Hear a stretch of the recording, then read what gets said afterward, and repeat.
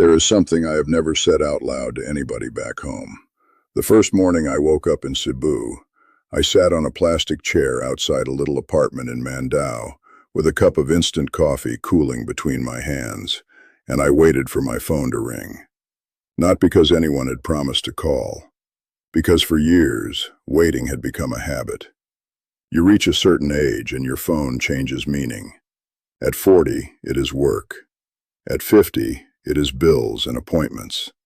At 60, it is your children asking for help. Then one day you are 73, sitting in the blue light of a quiet kitchen, and that same phone is just a small black rectangle, reminding you that nobody thought to ask how you were doing. That morning in Cebu, a rooster was making a racket somewhere behind the building. A woman downstairs was frying garlic, and the smell drifted up through the warm air. Jeepneys were growling along the road. Somebody laughed so hard in the alley that it made another person start laughing too. My phone never rang, but for the first time in years, the silence did not feel like a verdict. My name is Walter Hayes. I am 73 years old. I grew up outside Dayton, Ohio, and I spent 38 years repairing industrial heating systems. Boilers, pumps, pressure valves, all the things people never notice until they stop working in January. I was married to my wife Linda for 46 years. We raised 2 children, a son named Michael and a daughter named Denise. We did not have a glamorous life, but I thought we had a good one. Friday pizza, Little League games, Christmas mornings with too much wrapping paper, summer trips where I complained about gas prices and Linda packed enough food for a week, even if we were only gone 2 days. Then Linda died. Pancreatic cancer. 4 months from the first scan to the funeral. 4 months. I still repeat that number because part of me believes it cannot be true. 46 years together, and then 4 months to learn how to watch the person you love disappear by inches. After the funeral, everyone was attentive. That is the word I use now, attentive. Michael called every Sunday. Denise brought casseroles. The grandkids sent me pictures. People from church stopped by with coffee and sat at my table until neither of us knew what to say. Then life closed over the whole. Not my life, theirs. Michael had a promotion and 2 teenage boys. Denise was going through a divorce. The grandkids had sports, school, friends, all the normal things young people should have. I understood every reason. That was the problem. I understood them so well that I kept making excuses for being forgotten. Sunday calls became every other Sunday, then once a month. Then a text on my birthday that said, "Hope you have a good one, Dad. Love you." I would stare at those words and try to squeeze a conversation out of them.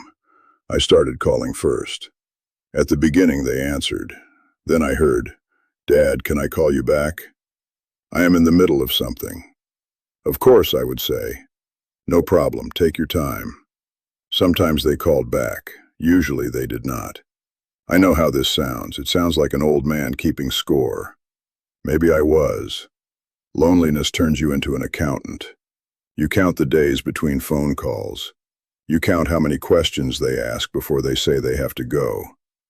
You count the minutes you spent raising people who now seem relieved when the conversation ends. The worst part happened at Thanksgiving. Denise called 3 days before and told me there had been a change of plans. Michael and his family were going to her house.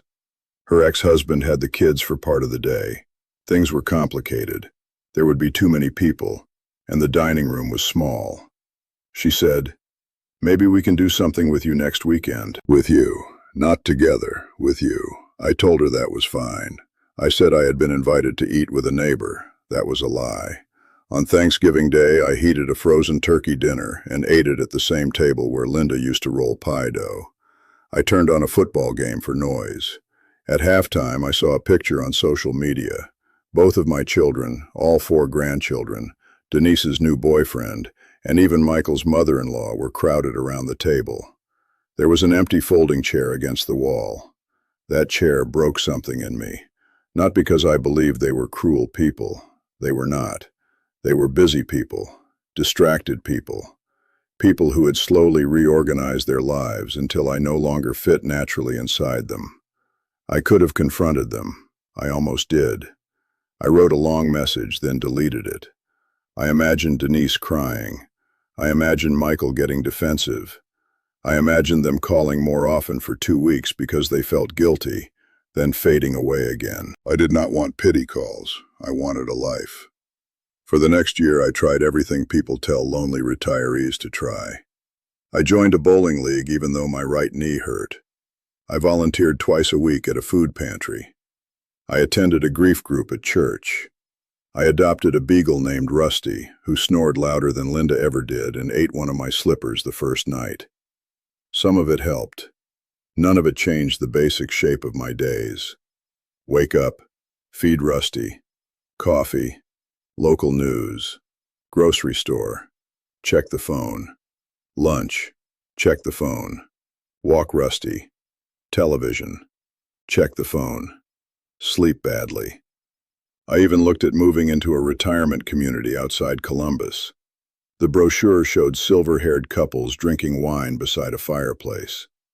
The real place smelled like disinfectant and overcooked green beans. A cheerful woman with a clipboard showed me a one-bedroom unit for $3,420 a month, not including what she called enhanced support. $3,420. My pension and Social Security together came to just under $3,100 a month after deductions. The math was not difficult. I would have to sell my house, spend down the money, and hope I died before the money did. That was the future people around me considered responsible. I went home, sat in my truck, and cried in the driveway. The idea of the Philippines came from a man named Curtis at the food pantry. He had been in the Navy and spent time in Subic Bay when he was young. One afternoon, while we were stacking canned soup, he mentioned that his cousin had retired near Cebu and lived comfortably on less than $2,000 a month. I laughed. I said, "Sure, and I suppose he lives in a palace and has servants fanning him with palm leaves." Curtis looked at me and said, "No, Walt. He rents a 2-bedroom place, goes fishing twice a week, and has more friends than I do." That night I searched Cebu retirement on YouTube. I know, famous last words. One video became 5, 5 became 20. I watched American men walk through public markets, compare grocery prices, explain visa extensions, complain about humidity, praise private hospitals, warn people about scams, and argue over which island had the best quality of life. At 2 in the morning, I found a video made by a 70-year-old widower from Wisconsin. He was sitting on a balcony in a sweat-stained shirt, eating mango with a spoon. He said something I wrote down on a grocery receipt. "You do not move here to become young again. You move here because you are still alive." I kept that receipt in my wallet. I did not book a ticket the next morning. I spent 9 months researching. I joined expat groups. I asked embarrassing questions about health insurance, medication, banking, typhoons, crime, and what happens if you hate it after 6 weeks. I learned the difference between Cebu City and Mandaue. I learned that traffic could turn a short trip into a long one. I learned not to assume every beach was 10 minutes from every apartment just because an online listing showed blue water. I learned that foreigners cannot simply buy land. I learned that air conditioning can change an electric bill fast. I learned that a price quoted in pesos sounds cheap until you multiply it across 12 months. I also learned that the men living there were not all rich adventurers. They were retired mechanics, teachers, truck drivers, factory supervisors, veterans, postal workers, and widowers. Regular people. Some had made mistakes. Some went home. Some stayed 15 years and could not imagine leaving. I flew to Cebu first for 30 days. That test trip nearly ended the whole idea. The heat hit me outside the airport like somebody opening an oven. My shirt stuck to my back before I reached the taxi. The driver talked quickly. Traffic moved in every direction. Motorcycles slipped through gaps that did not seem wide enough, and I could not understand why everybody kept honking without appearing angry. The first apartment I had booked looked spacious online. In person, I could stand in the kitchen and touch the bed. The air conditioner rattled like loose bolts in a dryer. A dog barked all night. At 4 in the morning, a rooster joined in. I lasted 6 days. Then I moved to a small furnished apartment in Mandaue, on a quieter side street near a bakery and a little sari-sari store. The rent was 24,000 pesos a month, around $425 at the exchange rate then. It had one bedroom, a tiled floor, a narrow balcony, and a shower heater that required a level of trust I did not yet possess. 24,000 pesos, about $425. Back in Ohio, property tax, insurance, utilities, and basic upkeep on my paid-off house averaged more than $1,100 a month before I bought food. In Cebu, my total monthly expenses during that first test stay came to about $1,650. That included rent, electricity, groceries, taxis and ride apps, eating out several times a week, a local phone plan, travel medical coverage, and more bottled water than I believed one human being could drink. But money was not what convinced me.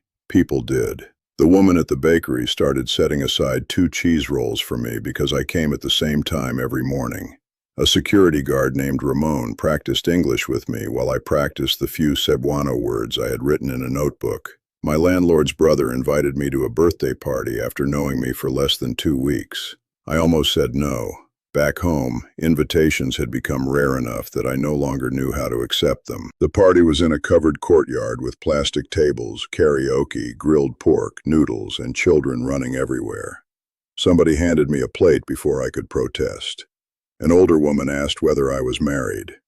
When I told her my wife had died, she touched my arm and said, "You must miss her very much." That was all. No awkward silence. No quick change of subject. No look that said my grief was making the room uncomfortable. I did miss her very much. I still do. By the end of the night, I had sung a terrible version of Take Me Home Country Roads with Ramon and 3 of his cousins. People cheered as though I had done something impressive. I walked back to my apartment carrying a plastic container of leftover pancit and feeling something I had not felt in years. Expected. The next morning, Michael sent me a text. "Sorry I missed your call last week. Things have been crazy." I looked at the message for a long time. Then I put the phone down and went to the bakery. That was the moment I knew I was going to move. Going home to Ohio was harder than arriving in Cebu. The house felt preserved rather than lived in. Linda's blue mug was still in the cabinet. Her gardening gloves were still on a shelf in the garage. Rusty ran from room to room, thrilled to see me, while I stood in the kitchen and realized I had been using memory as an address. I told my children over dinner. I invited both of them to the house and made pot roast because it was the only meal I trusted myself not to ruin. Halfway through dinner, I said I had decided to sell the house and move to the Philippines. Denise put down her fork. Michael laughed because he thought I was joking. Then came the questions. Was I being scammed? Had I met a woman online? Did I understand the healthcare system? What if I fell? What if I got sick? What if there was a typhoon? What if I changed my mind? I answered as calmly as I could. I showed them my budget, my research, my list of hospitals, my insurance plan, and the apartment I intended to rent. Michael said, "Dad, you are 73. I said, "That is exactly why I am going." Denise cried. She said she felt like I was abandoning the family. I wish I could tell you I handled that well. I did not. I said, "You have to be present to be abandoned." The sentence hung over the table like smoke. I regretted it immediately, but I did not take it back because some truths arrive wearing anger. For the next month, both of them called constantly. They offered to help more. Denise suggested a weekly dinner. Michael said I could move closer to him. It was everything I had wanted 1 year earlier. But guilt is not the same as belonging. I knew that if I stayed, the emergency would pass. Their lives would fill up again. Mine would become quiet again. And I would resent them for a decision they had never asked me to make. So I sold the house. I gave Linda's clothes to a local charity, except for one red scarf that still smelled faintly like her perfume. I gave Michael my tools. Denise took the dining table. I placed family photographs in a small plastic container, sold my truck, and arranged for Rusty to live with a retired couple from church who had a fenced yard and another beagle. Leaving him was the hardest part. At the airport, I carried 2 suitcases, a backpack, Linda's scarf, and that grocery receipt in my wallet. You do not move here to become young again. You move here because you are still alive. My first year in Cebu was not a vacation. I want to be honest about that because too many people sell retirement abroad like a cure for everything. Cebu did not cure my grief. It did not make my knees younger. It did not turn my children into different people. It did not remove frustration, bureaucracy, loneliness, or fear. I got sick from something I ate during my second month and spent 2 miserable days close to the bathroom. I paid too much for a used refrigerator because I was embarrassed to negotiate. I trusted the wrong handyman and had to pay another man to repair the repair. I once spent 90 minutes in traffic to travel less than 8 miles. During heavy rain, water found its way under my balcony door and soaked a stack of books. There were nights when I lay awake listening to the air conditioner and wondered whether I had made the biggest mistake of my life. Then morning would come. I would walk to the bakery. The woman behind the counter would say, "Good morning, Sir Walter." Ramon would wave from across the street. On Tuesdays, I met 2 other retirees for coffee near Park Mall. On Thursdays, I helped a local church group pack rice and canned goods for older residents. On Sundays, I sometimes took a taxi to a seaside area in Lapu-Lapu, ordered grilled fish, and watched families crowd around tables until sunset. My calendar filled slowly, not with grand adventures, with reasons to get dressed. That matters more than people think.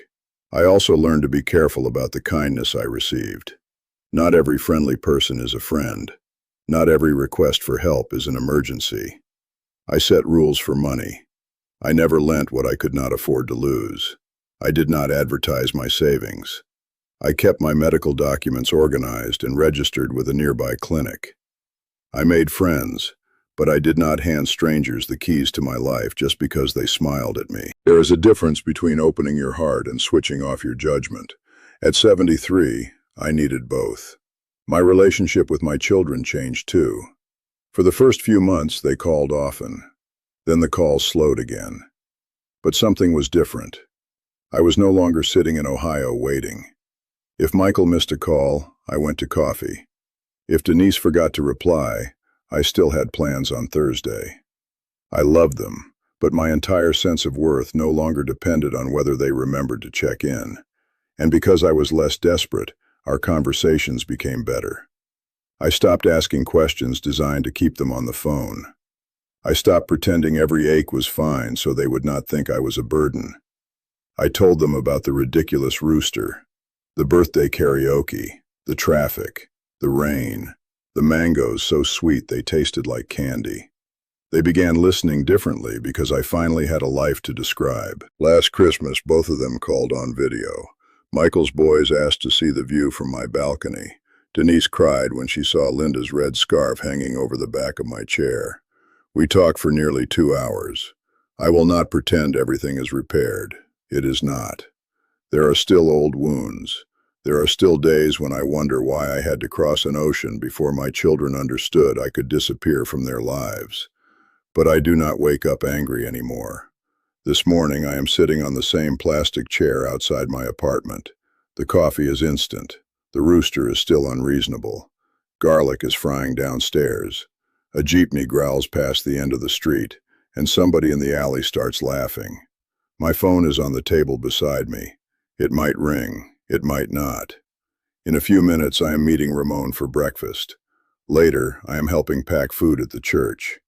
Tonight, I have been warned there will be karaoke again, and apparently my version of Country Roads has become a local threat. I am 73 years old. My children stopped calling, so I started over in Cebu. Not to punish them, not to escape my age, not to pretend I was young again. I came because I was still alive, and after years of waiting for somebody else to remember that, I finally remembered it myself.